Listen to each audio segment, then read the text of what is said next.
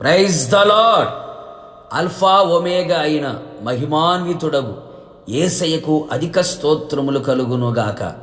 మీ అందరికీ నా ప్రేమ వందనములు తెలియపరుచుచున్నాను. ఈ దినపు యేసయ్య జీవపు మాట. సమూయేలు రాసిన మొదటి గ్రంథం 2వ అధ్యాయం 9వ వాక్య భాగము.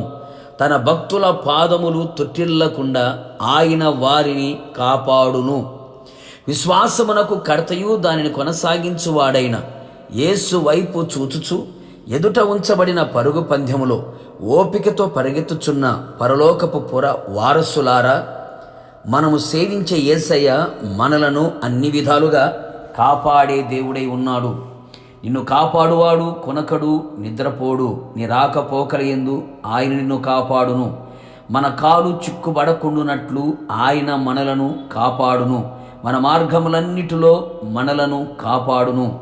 ఆత్మీయ జీవితములో విశ్వాసములోను, ప్రార్థనలోను, పరిశుద్ధతలోను, నీతిలోను, యథార్థతలోను, ఆయనను ప్రేమించి సంతోషపరిచే విషయములోను, పరిచర్య విషయములోను, వాక్యానుసారముగా జీవించే విషయములోను, ఇంకా అనేక ఆత్మీయ విషయములలో తుటిల్లకుండా మనలను కాపాడి తన మహిమ ఎదుట ఆనందముతో మిమ్మును నిర్దోషులుగా నిలవబెట్టుటకు శక్తిగల దేవుడై ఉన్నాడు.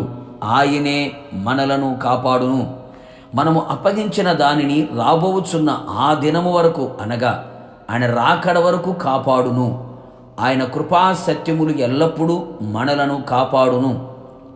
కాపరిగా అన్ని వేళలా మనలను కాపాడును. అంతేకాక భౌతికంగా, శారీరకంగా, మానసికంగా, ఆత్మీయంగా కలిగి ఉన్న వాటిని కూడా చుట్టూ కంచె వేసి కాపాడగల సమర్థుడు. అనేక మంది ఆత్మీయులు ఈ ఆత్మీయ యాత్రలో తొట్టిల్లిపోయిన అనుభవాలు కనబడుచున్నవి. మన జీవితము అలాగున ఉండకుండానట్లు ఆయన యందు భక్తి గలవారమై ఉందుము.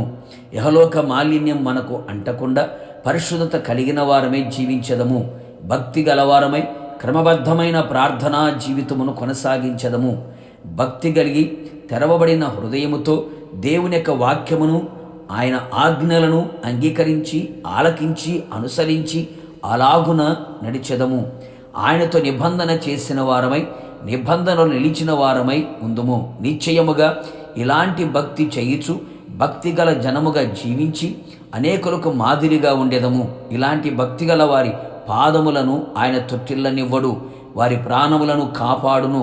నిశ్చయముగా ఆయన రాకడలో నిర్దోషులుగా, నిష్కల్మషులుగా, నిందారహితులుగా ఉండి ఆయనను మధ్యాకాశములో ఎదుర్కొనేదము. యుగయుగములు ఆయనతో ఉండేదము. ప్రార్థన.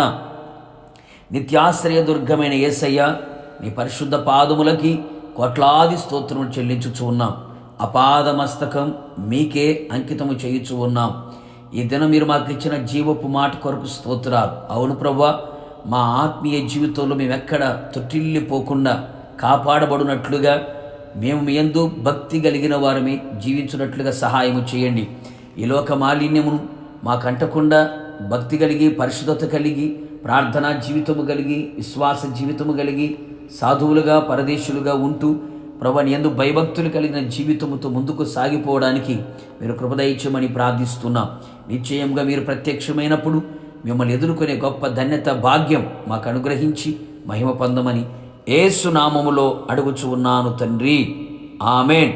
నిశ్చయముగా మీరును మీ కుటుంబ సభ్యులందరినీ నా దేవుడు తొట్టిల్లకుండా అంతం వరకు కాపాడునుగాక. God bless you.